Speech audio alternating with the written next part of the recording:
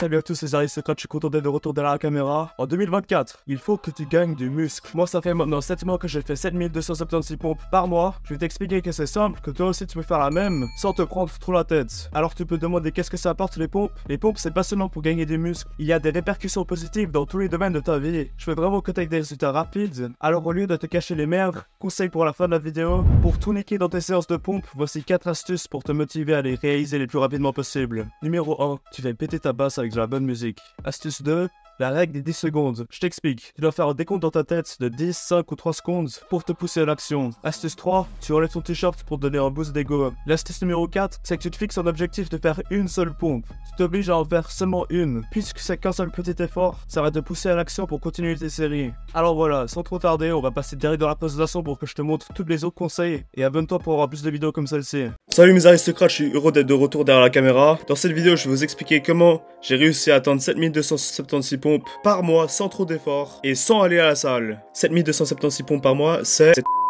pompes par jour. Eh tu n'as pas entendu mon aristocrate.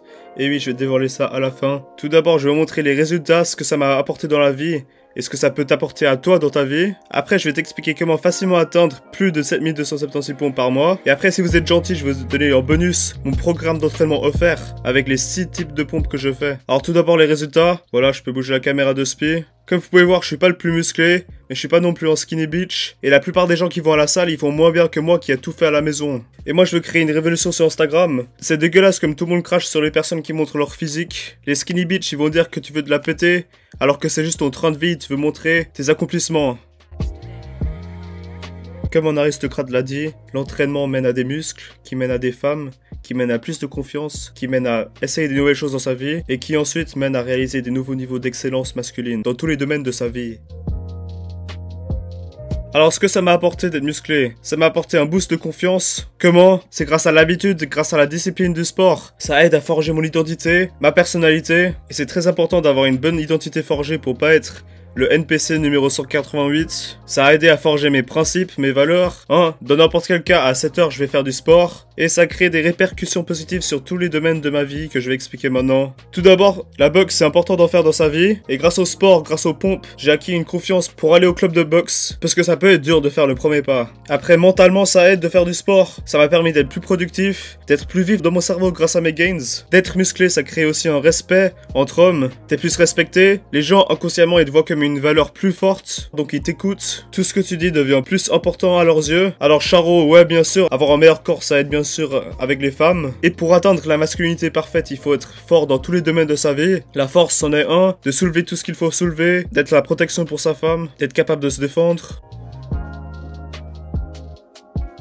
Alors je vais t'expliquer en quelques étapes simples comment faire autant de pompes. Tout d'abord la discipline. Il faut que tu instaures la discipline dans ta vie. Faut pas que tu écoutes mes mots, faut que tu imagines les scènes où toi dans ta vie, t'as voulu faire des pompes et t'as été retenu par la flemme. Je pense que comme moi, tes excuses typiques c'était que tu n'avais pas le temps. Alors c'est faux, tu peux toujours forger du temps en plus. Quitte à être en retard pour d'autres tâches. Puis tu vas t'habituer, tu vas forger le temps nécessaire pour le faire. Moi personnellement, je commençais à faire les pompes 5 minutes avant mon heure de coucher. Du coup j'étais démotivé et je les faisais pas. Mais si j'ai attendu toute la journée pour faire ça, c'était juste de la flemme. Et quitte à retarder ton heure de coucher de 20 minutes, ça vaut vraiment la peine de faire ces pompes.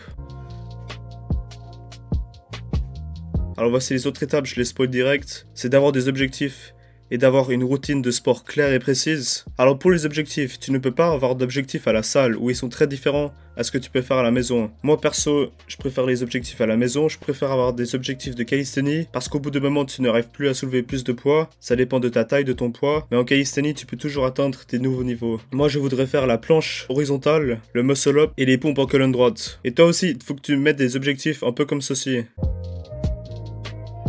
Alors après, il faut que tu t'en sors une routine dans ta vie. L'heure à laquelle tu fais tes pompes, faut que ça soit toujours la même heure. Moi par exemple, c'est 19 h.